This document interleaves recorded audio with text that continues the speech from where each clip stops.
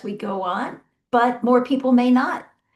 So, as you know, Maria is recording these sessions for people who can't make it here tonight so that they can view it at a later time. Some of you may have already looked at previous recordings from last year because we still have those available to people. Um, I'm Jan Weisenberger. I'm here to talk to you tonight about the most dreaded part of the graduate school application process, at least for most of you, which is how to write the personal statement. So much of what I'm going to say tonight is not significantly different from what I said last year, but there are a few new and different things because we live in a new and different world right now from the one that we lived in a year ago. Um, that may be evidenced for you today. I don't know where you were today when all the Buckeye alerts came across. I was in the middle of teaching hearing science. It got in the way of the story. I was very sad about that. However, I will tell you that I was really happy that we have wonderful security people who are looking out for us. But I do know that it was a big disruptor to people's attention today. Kind of hard to pay attention when things are popping across your iPhone or whatever saying, oh, about a block away, we've evacuated 3 buildings. But the takeaway message is we are very fortunate to have very, very good security people who are watching out for us all the time. All right. So I recognize some of you from either hearing science last year, research methods last spring, a few of you from hearing science right now. So some of you have had the misfortune to see me multiple times. But tonight I want to do something a little bit different. I want to be pretty informal about this. And I want to talk a little bit about the personal statement part of applying to grad school. This is your opportunity to truly tell your story. Now, a lot of you don't think you have a story, or you're not quite sure what your story is, particularly because you want your story to be different from everybody else's stories. You want it not to be the same. And yeah, that's true. But I will tell you this, pretty much everybody I've met with, and I meet one-on-one with an awful lot of students in the year that they are applying to grad school, everybody has a story. Sometimes you just don't know what it is yet because you're in the middle of living it day by day. It's kind of hard to go back and hover over your own life and see what your story is. But there is one and it is there. So we're going to make some general statements. This is going to be the part that is very similar to what's already out there in what we recorded last year.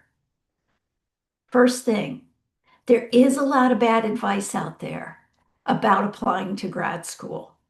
If you read particularly advice that's really designed for people applying to business school, they're going to tell you that you have to talk about all your great qualities, all the things that are going to make you the student they want in their graduate program.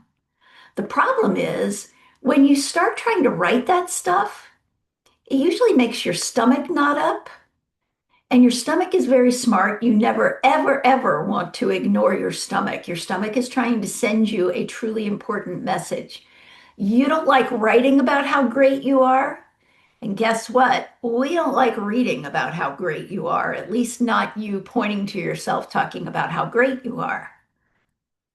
So, how do you convince a graduate program that you have the qualities that they want without saying, hey, look at me, I have the qualities that you want? Well, there's a trick. There are ways, but that's probably the worst piece of advice is to tout your accomplishments like I'm so great.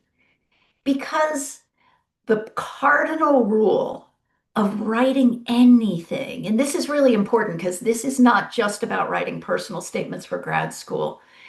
Anything you write is designed to be read by some audience. And when you write it, you should always have that audience in your head thinking, I am writing this for you, audience. This is true regardless of what you're writing. If you're writing a social media post, think about who are the people that follow you? Who are your friends?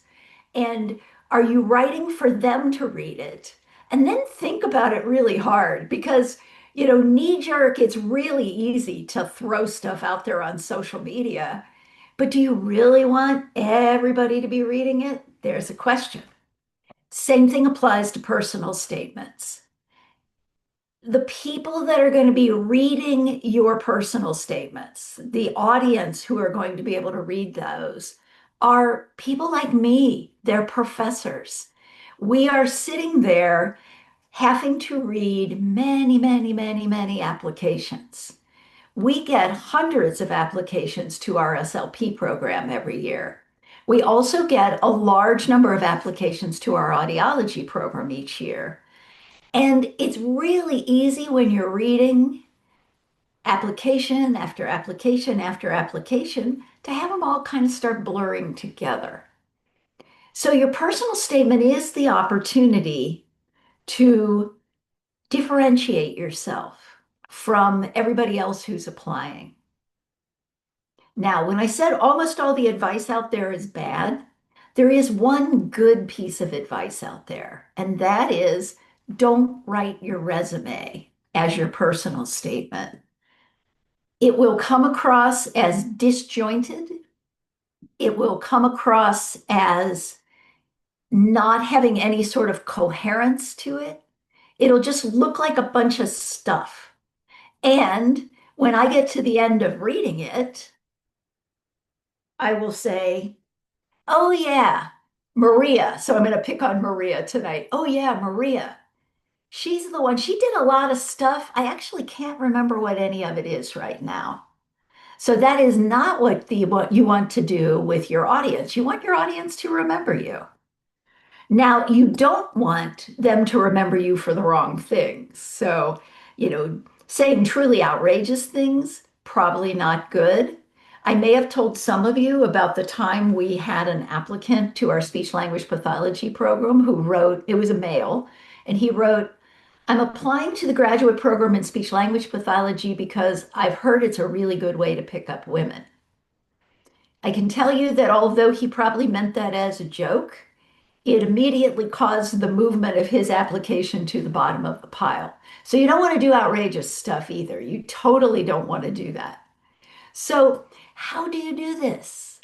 Well, if you're having trouble coming up with a formula for how to write your essay, there are some do's and don'ts. In the effort to differentiate yourself, you probably don't want to start with, I've always wanted to have a profession where I could just help people. I think that is laudable, but all the people who are applying to our program want to help people. It's kind of table stakes, right? If you don't want to help people, you don't go into audiology or speech language pathology. So saying that you have a passion for helping people is probably not going to differentiate you. Now, if there are ways that your passion for helping people manifested itself unusually, maybe even starting in high school or grade school, that's probably okay to talk about. We had a student last year who wrote a whole lot about the fact that her parents were big believers in having the whole family engage in acts of service. And so this young woman, as early as grade school, was part of volunteer efforts and food pantries and clothing drives and just, constantly doing that kind of work. And she was able to write about how that early experience, which then carried over into everything she did in college, how that shaped her into someone who wanted to keep being engaged in that way. And she actually spun it to the wanting to engage in advocacy for audiology because she was applying in audiology. She wanted to do audiology advocacy because she thought that that was one of the very best ways that audiologists could give back. So that actually read pretty well. But most people don't have that kind of depth of helping people, but everybody wants to. But you have other things. So if you want to write an essay that's going to make you look a little different, one way you can get started is to have your first paragraph talk a little bit about how you got interested in the major in the first place. So, what convinced you that speech and hearing science was the major you wanted to pursue? When did that happen? When did the shining light come over your head and you went, aha, I have found it. This is it. I was talking earlier today to a fourth year who thought she was going to be a nurse. She actually applied to colleges saying she wanted to major in nursing. And then a completely random service learning project that she didn't even get to pick, she got assigned to do it, put her in a center for children with disabilities where she worked alongside speech language pathologists and occupational therapists and physical therapists. And she went down the rabbit hole and fell in love. And the instant she set foot on Ohio State's campus, she changed her major to speech and hearing. Well, that's a little bit of an unusual twist on how I got interested in the major. So that's a good way to get started. And then maybe after that, you talk about things in the major that you have particularly enjoyed or have been particularly passionate about. That might be coursework. It's never a bad idea to mention a course or two because that shows your dedication to the academic part of your program. For a lot of students, some of the experiences that are not sitting in a classroom are even more impactful than the classroom experiences are. So if you were involved in Dr. Hazelbaker's hearing screening service learning course, if you have done some semesters in the aphasia initiative, those are powerful experiences for many of our students. But remember that, particularly in the case of the aphasia initiative, this is an experience for many of our students. And so you need to talk about it in terms of what you learned from it that might be a little bit different from what other people experienced, not just this made such a great impact on me, but why? Again, that goes back to writing for your audience. Remember that your audience are professors. We always want to know what you learned from something, right? That makes our heart warm. So if you're going to talk about something that made an impact on you, talk about what you learned from it. For those of you that got engaged in research, if you did it, particularly if you did it for multiple semesters in the same place, so you really got a deep experience, never a bad idea to talk about what you learned from being in a research lab. There are a lot of things you can learn from doing that. Other students, as the personal essay goes on, talk about things they've done that are outside the major, but kind of major adjacent. So, like if you were very active in Best Buddies, or you were very active in the Deaf Hearing Club, in ways that are adjacent to speech and hearing. If you were active in the TOPS program over at the Nysonger Center, there are a lot of things you can learn from all of those activities that definitely feed into the complete picture of you.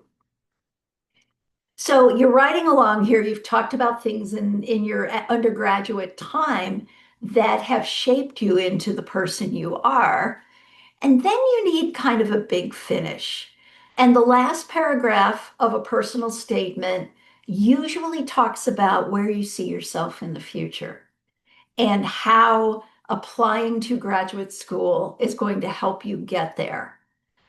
And so that's when I tell people, and when I meet with people, I always say, what do you see yourself doing? You've done your graduate program, now you're out working. What does it look like?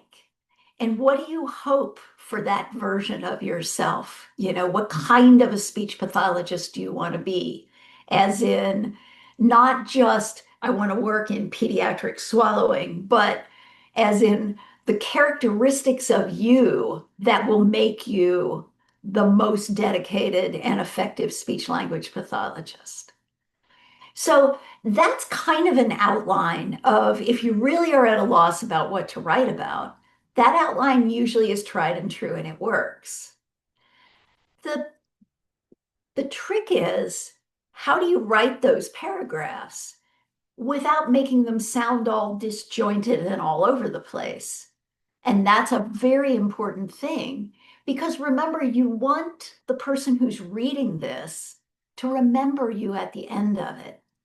Well, the best way for the people reading your application to remember you is if you make what you write for them thematically related, as in a story. And I don't mean the story of the first time little Johnny's cochlear implant got turned on. There are too many of those. Or I watched my brother in speech therapy when I was a child. Yeah, a lot of that happens too.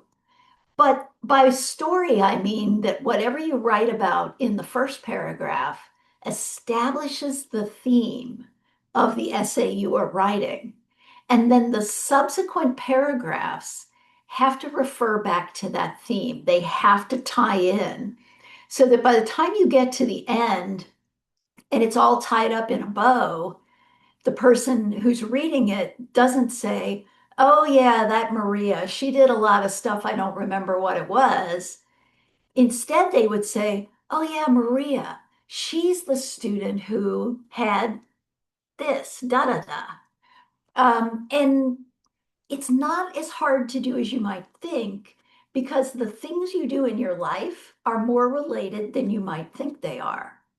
And not all of them come from speech and hearing. Some of them come from very different experiences. So, say you're a student who has to put themselves through school, right? No one is helping. You are paying for your own education. This usually means that you have to work a whole lot of hours when you're not in class. And the result of that is you don't have the time to get engaged in a whole lot of those activities like Best Buddies or being a TOPS peer advisor or doing the Deaf Hearing Club or even doing NISLA. Sometimes your time is much more constrained because you have to work so much. There's a lot of things you learn from being in the workplace. You can learn from your fellow workers. You can learn from the managers who oversee you. Sometimes you yourself are a manager. That's, I tell you, really enlightening. You got to learn a lot to be a good manager.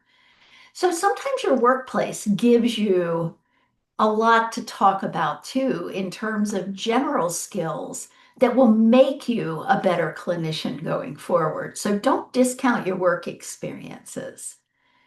Just remember, don't write your resume. Don't try to get everything in there. Pick a subset of things that deeply affected you because those are things that shaped you into who you are today.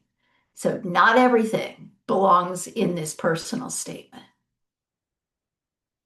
Okay, so you're writing for professors. One more seriously important thing is the tone you use when you are writing these things. Remember, I said at the beginning, nobody wants to read about how great you are if you're saying, hey, look at me, how great I am. And you don't want to write that stuff. You know, be kind to your stomach. Do not make it knot up. Your stomach will thank you for this. So how do you write it? So instead of saying, I'm doing an undergraduate thesis, isn't that great? Instead, you adopt a tone that is much more humble. I'm so grateful for the opportunity to undertake a senior research thesis. And so far, this is what I'm learning from doing it, right? Again, we always want to know what you've learned. But secondly, the opportunities that fall in your lap, you are grateful for. Even sometimes the challenging things. So, like, failing the acoustics class brought me up short. But now I see it as actually an opportunity to completely relearn how I study for my college level courses. Right. So that's dicey to directly address the fact that you failed the acoustics class. But guess what? They're probably going to see that you did. So I think that there are some things that you can definitely do, but what you don't do in a personal statement is spend a lot of time pointing to yourself and how wonderful you are. Again, you've had opportunities and you are grateful to have had those opportunities. And then secondly, if you do have things that you kind of have to explain to them, like some odd things in your history through Ohio State that perhaps don't look so good, you have to be very careful how you explain those because you don't want to say, well, my GPA wasn't very good because I was really majoring in party my first year here.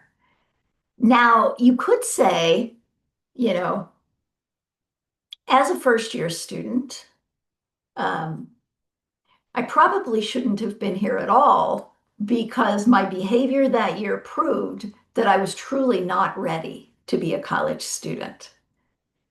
Here's what I learned from that. And so there's a way to say it without, oh, I majored in party and so I got bad grades. Or I was a pre-med major, but I just couldn't pass that hard chemistry class, right? That's um, a little bit iffy to try and write about. I'm not sure that I would do that. So if you've got stuff you have to explain, you have to write very carefully.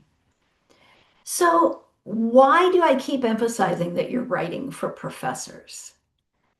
Well, professors, and some of you have heard me say this, we are people of the noun. We are not people of the verb. Our version of resumes, the curriculum vitae or the vita, have no verbs in them. We simply list our job titles and the years we did them. We list our articles by author, title, journal pages. We never say what they're about. We list the grants we've had funded by the title of the grant, how much money, who funded it, who was the principal investigator. We never talk about what it was about. Our resumes are the most boring things you have ever seen because they are all nouns. But that is because professors believe their accomplishments should speak for themselves, and you shouldn't have to be spending a lot of time pointing to how great you are by having to do a lot of explaining. So that translates into this tone that you use when you write your personal statement that's really more about humility than anything else. So I've talked a lot about a general personal statement. Some of the schools you're applying to don't want one, right? They just have their own essay prompts. It's never a bad idea to write a general personal statement because you usually can cannibalize parts of it for essay prompts if the school itself is not asking for a full personal essay. So Ohio State has a question about what was your favorite course and what was your most difficult course? And why, of course, you have to talk about both of them. Um, that's a thing that you could potentially work into a full personal statement for a different school. Um, this class was the class I loved the most, and here's why. This class was my most challenging class, and here's why. I actually had a student come to see me the other day who said, Well, my favorite class was probably yours, Dr. Weisenberger. And I said, Oh, well, thank you. That's so nice. And she said, But it was also my hardest class. Can I talk about the same course twice? And I said, Sure, you can. Talk about why it was hard for you. Talk about why you had to work so hard in it. So I think that you can easily move back and forth between a full-length personal statement and essay prompts that are out there for some of the schools. So something that's a little new and different this year is how programs ask you about your experiences related to different cultures, different ethnic groups, different societal groups.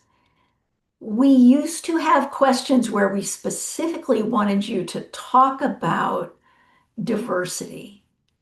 We, of course, no longer have such questions, nor does any school in Ohio have those questions. Some schools outside of Ohio may still have those questions. We, of course, do not. However, the clinicians in our fields of audiology and speech language pathology are very interested in making sure that people they bring into graduate programs have had some breadth of experience with people who are not just like them and cultures that are not just like the one that they grew up in.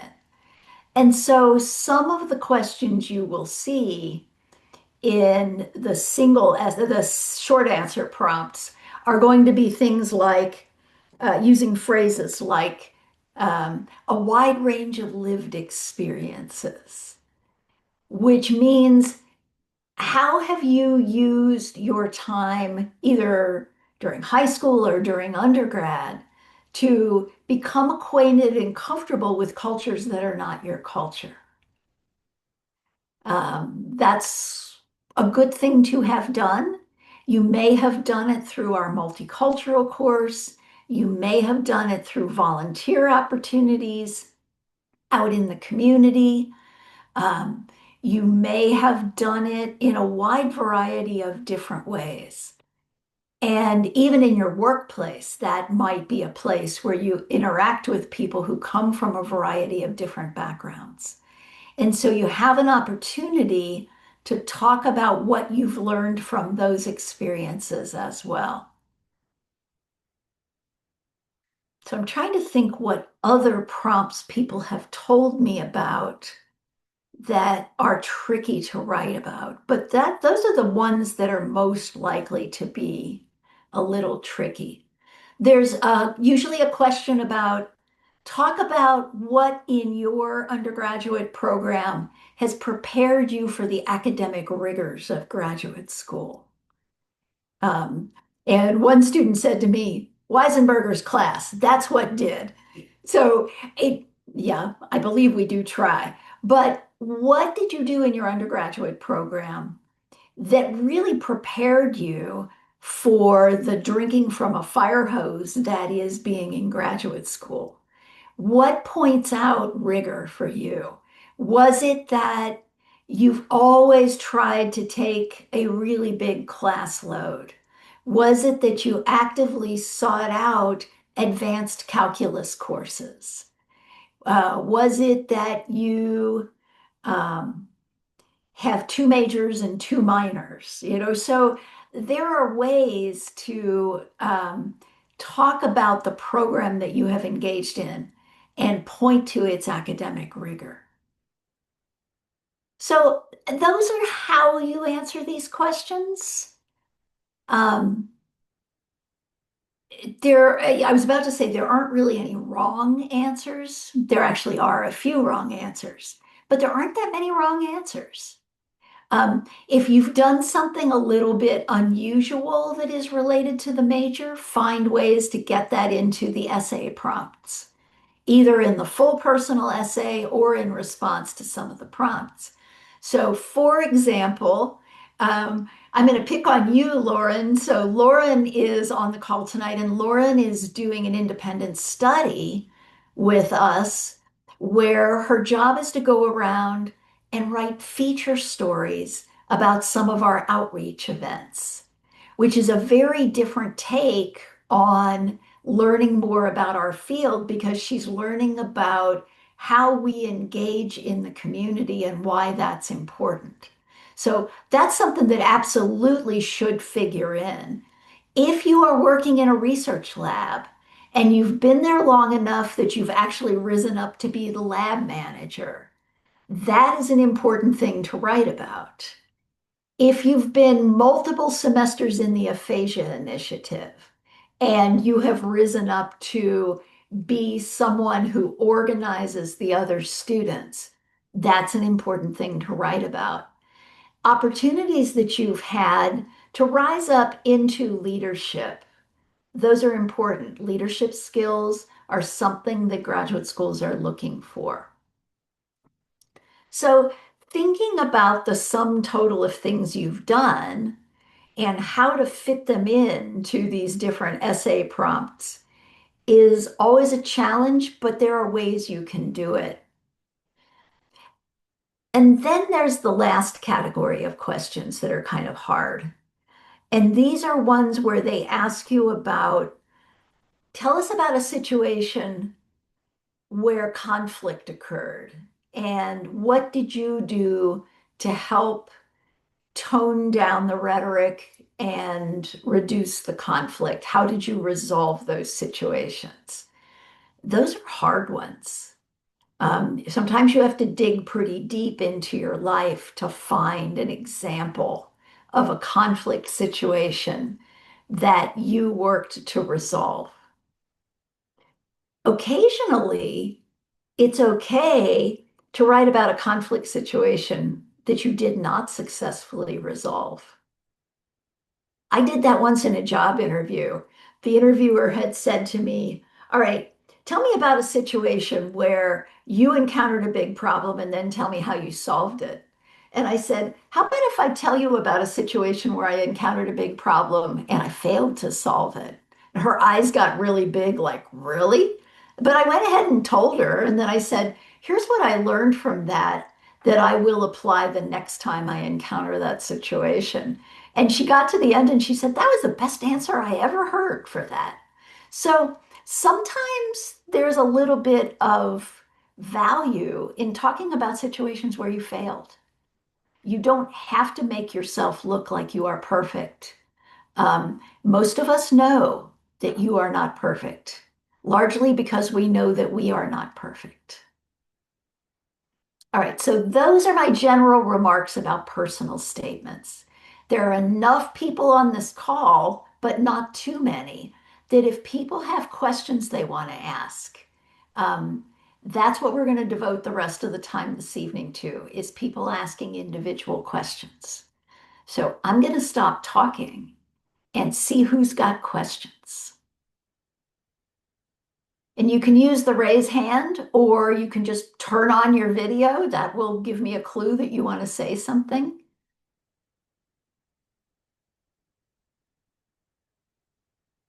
All right, I see a raised hand.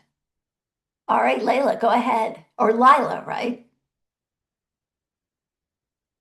Oh, uh, You were right the first time. I was right the first time. And I have mispronounced your name before, I think.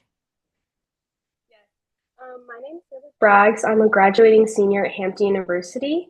Okay. And I had a question. I think you talked on this topic earlier, but how to balance talking about yourself but also telling your story and how personal it is. I think that that's kind of where I'm at now. It's like literally have two drafts. I have like my personal statement, then I have my personal statement, and I'm Ooh, just okay. trying to decide which one to submit and which one better encapsulates me as a person as an Layla, your audio's coming in and out a little bit, so I'm having a hard time hearing you. So you have a personal statement and a personal statement. I got that part. Um, and you want to know which one to use? Yes, ma'am. Can you hear me? Can you hear me? Try now. Can you hear me now? Yes, way better. Okay. I had to disconnect my AirPods, but I have two, yes, ma'am, two personal statements, but just trying to figure out how personal do we get in our personal statements while telling our story, but um, also getting to the why we want to apply in our research and everything background.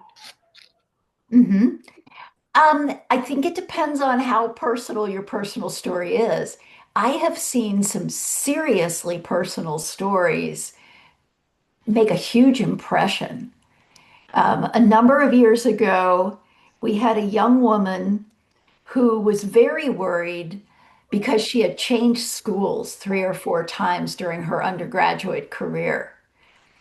And so she came to see me and she said, "This isn't going to look good. I keep changing schools."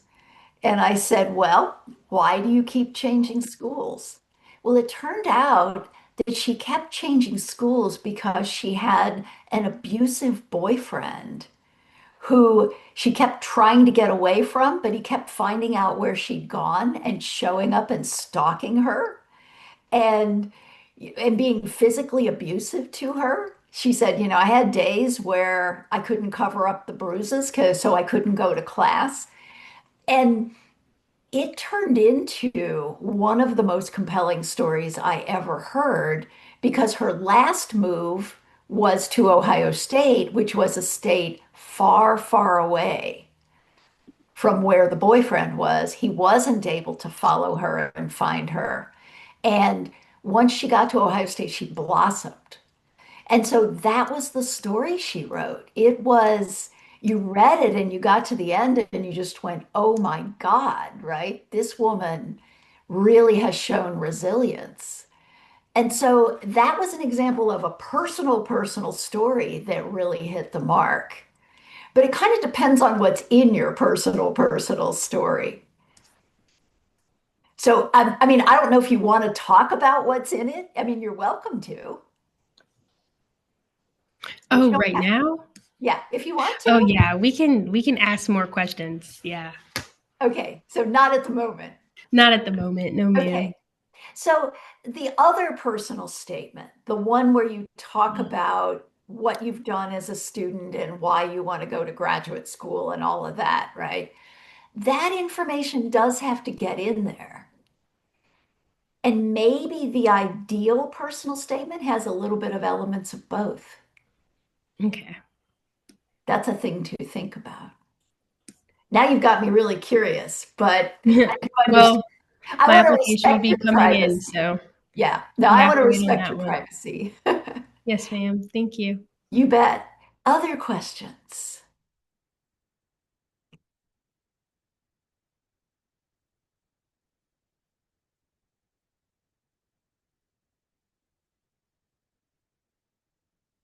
All right, some of you people are talkers. I know you from class, so come on, ask some questions.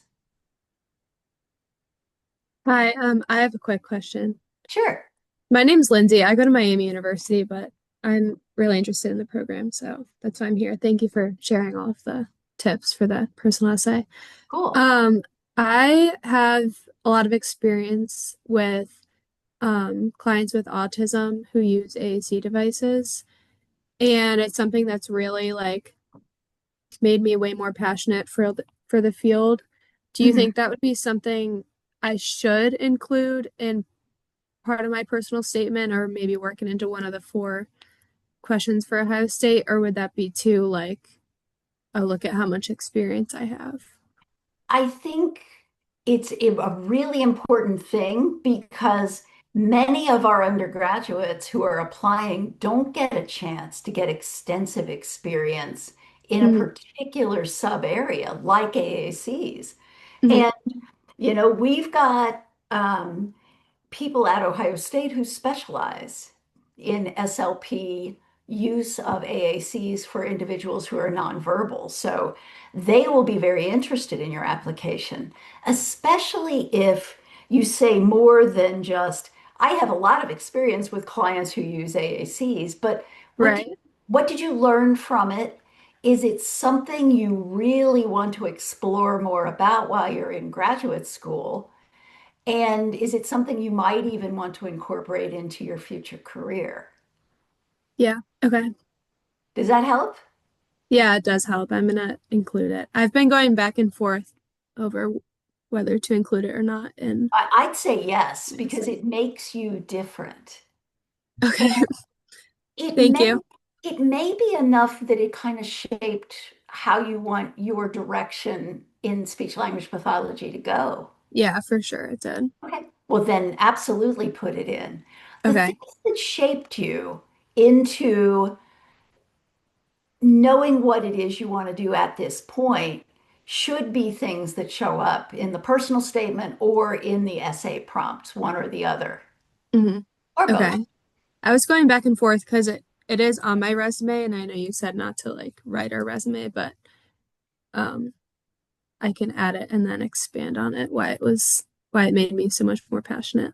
Well, and a lot of the things you might write about in your personal essay might be in your resume.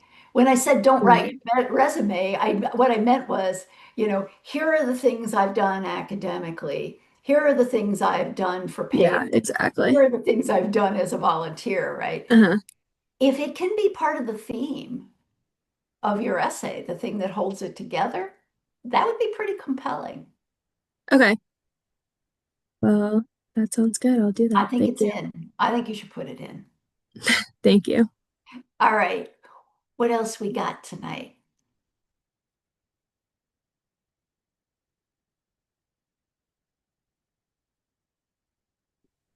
Hi, I have a quick question. I'm Addie. I go to Ohio University. And kind of touching on that like thematic theme throughout your essay. I currently have a metaphor that I'm like tying everything that I'm like talking about in my essay kind of to.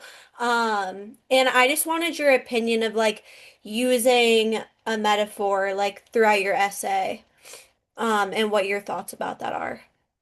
I think it can be a really compelling way to make everything hang together if the same metaphor can be applied to all the things you talk about. I think that's actually really good because that addresses that whole make these things be thematically related. And if the metaphor is the thing that hangs them together, then absolutely, I think it's a good idea. You want to tell us what the metaphor is? I think I might keep that a secret for Ooh, okay, okay. so I'm excited for you guys to read it though. Well, and we are looking forward to reading it. Thank you so much. Okay, Michaela, did you just put something in the chat? Yes, I did. I asked, like, I'm a student athlete here at Ohio State, and I want to include that in my personal statement, but I Mhm. don't want it to be like the sole focus or like, how do I like kind of combine that into my passion for speech pathology? Well, I guess a question back to you. If you are a student athlete, there are times of the year when your time is not your own. You have to give a lot of time to practice and to competition, right? Yes. Mhm. Do you have opportunity in off seasons to do other things? We still have, instead of 20-hour weeks, we have 8-hour weeks, but it's still like a time commitment It's every still a day. lot. Yeah, Yeah. 20 hours a week, my goodness. So then I think you talk about the things that you learn being a student athlete and how you believe that they will make you a truly effective speech language. I'm assuming speech language pathologist, right? Yes. Yeah. Okay. So there are many, many, many good aspects to being a student athlete.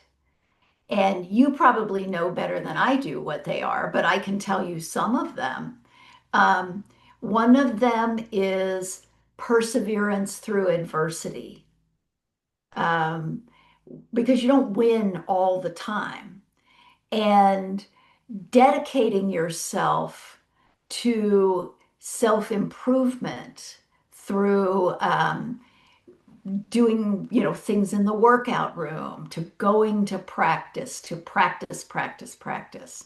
And knowing that some of that same dedication can be applied to your work in graduate school, right? If you can bring the same dedication, the same perseverance, the same ability to get up after adversity knocks you down, if you can bring that to your work as a graduate student and as a speech language pathologist, you are likely to be extremely successful. Okay, thank you so much. That Does was that really help? helpful. Yeah. Yes, it I'm was. thinking, Thank I'm you. thinking you could write a pretty good essay about that. Yeah, I have nothing but respect for the student athletes who have been in my classes. I don't know sometimes how they do it all. You're yeah, just like, oh my God, the particularly like, students who are rowing crew and have to be out on the river at 5 in the morning, and on days when it's like, I'd wear a wetsuit, it's so cold out there. And so yeah. there really are a lot of pieces of challenge and adversity in athletics that make you a stronger person. They also make you a person who has to be incredibly good at managing your time because you just don't have that much time. So So lots of much. good there. Lots of good there. Thank you. All right. Who else we got?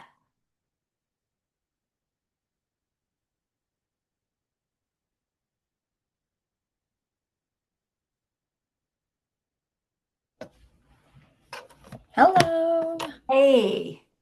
I feel like my question's a little bit less specific to just me, but more of like length of personal statements because I feel like I have a lot to say and it needs to go into a little amount of space and like what much is too much. Well, it depends on the school. Some schools will give you a word limit or, God forbid, a character limit. Those 2,000 character limits that you keep seeing on some of those individual essay prompts, that sounds like a lot of words. It's hardly any words. It's like crazy few words. So, first thing is to check and see if they have a limit. If not, then I would say that 2 pages double spaced is probably plenty. You probably don't want it to go a lot longer than that. Again, if I'm one of the readers and I've got 32 bazillion applications to read, and you have written me a beautiful 15-page personal statement, I'm probably going to be a little bit annoyed by the end, no matter how good it is. It's like, okay, this student has written me War and Peace, and I don't really want to read War and Peace right now. I might read War, but I'm not going to read Peace. So they might not even read the whole thing if you go too long. So I'd say 2 pages. Okay, perfect. Thank you.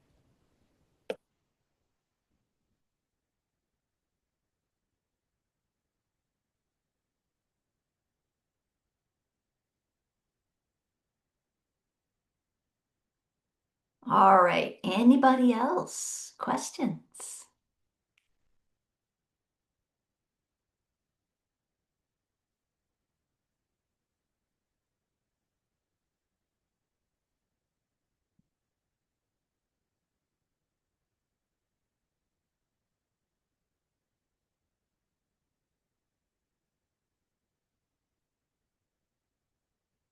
Going once, going twice. All right. Well, as